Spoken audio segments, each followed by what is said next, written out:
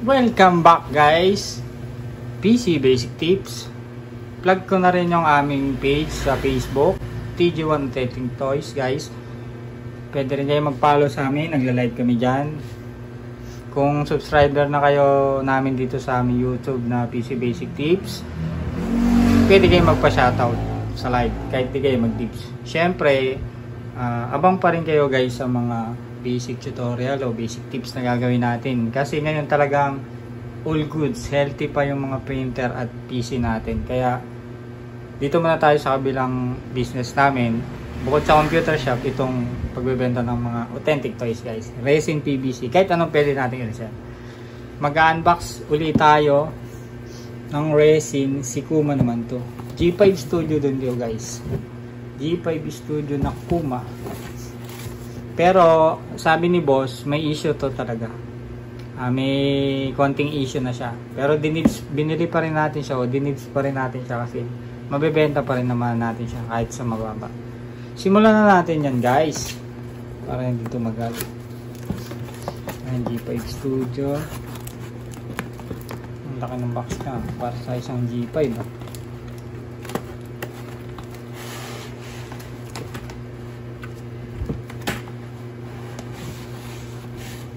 Yata itong card guys. Tabi muna natin kanyang art box. Ayan guys, G5 Studio na Kuma. Yung pala yung card guys. Ito yung kanyang card, G5 Studio number 113. G5 Studio. Tabi muna natin. Siyempre, una nating baklasin lagi guys. Baklasin, tanggalin yung base. Kasi doon natin lalagay. Safety muna natin.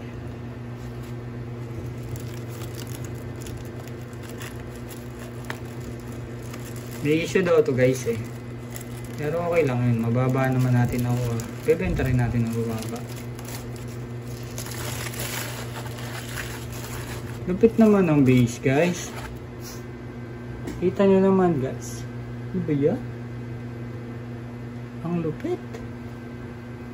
Ano ba guys? Mamaya lalapit ulit natin yan. Lupit. Saludo ako sa mga G5 Studio. Ganda ng gawa nila. Kahit maliliit. Tapos kunin na natin si Kuma guys. May ilaw pala to. May ilaw pa yata guys. Ilaw yata. Guys may ilaw yata tingnan may ilaw nga.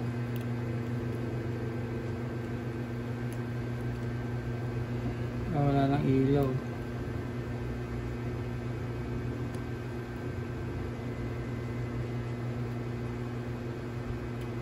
May ilaw to guys. May ilaw, pero hindi ko man napapaganahin kasi tatagal yung video natin. Pero umiilaw ayun merong merong switch.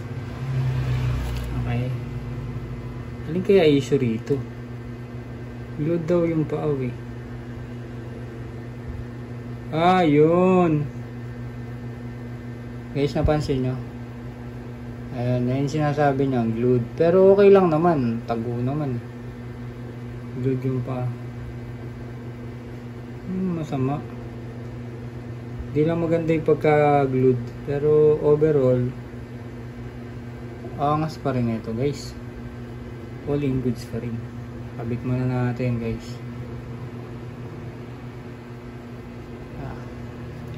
Kabit ko lang guys pakita na lang uli natin.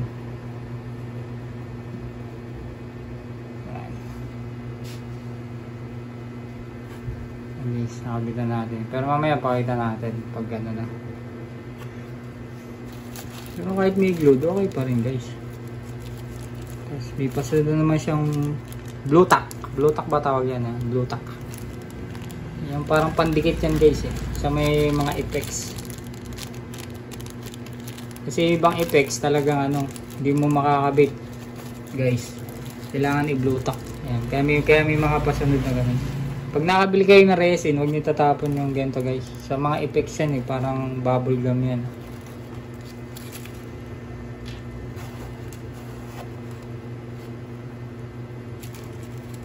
Okay. Ito yung dalawang kamay niya. Ito isa po. Sombrero niya guys. Kamay. Kabit ko lang guys. Ito. Sige, usan natin gamit. Nakama ko na kabit. Para nanilibang din kayo. Okay. Ganyan ba yan? Kaya natin gawin. Okay, ganyan. Okay na ba? Ano ba? Dito.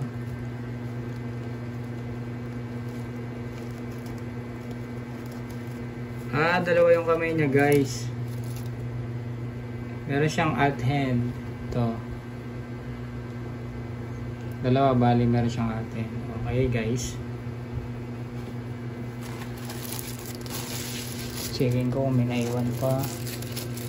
Okay guys, mukhang okay na. Ngayon, pakita uli natin ang mas malapit guys. Okay guys, pakita natin mas malapit si Kuma. Okay guys, nabuo na natin. Ayan uli yung ating G5 Studio na Kuma. Ayan na siya guys. Oh, angas pa rin guys. Kahit may issue guys, okay lang kasi mababa naman natin nakuha. Pwede pa natin patungan ng mababa pa rin. Ito yung kanya alt hand. Tapos yan. Ang angas pa rin guys kasi yun yung card. Angas ng mga G5 no? Babaw na kaligayahan na G5 lang, masaya na. And guys, maraming salamat ulit sa pagsama nyo sa akin. Basta pag nakabili tayo ng mga resin, unbox natin yan para pwede nyo rin ma-search pag di nyo alam buuin. Pero naniniwala akong kayang-kaya nyo yan kasi G5 lang ang studio nya, maliliit lang ang G5. Yan. Guys, maraming salamat. Bye bye.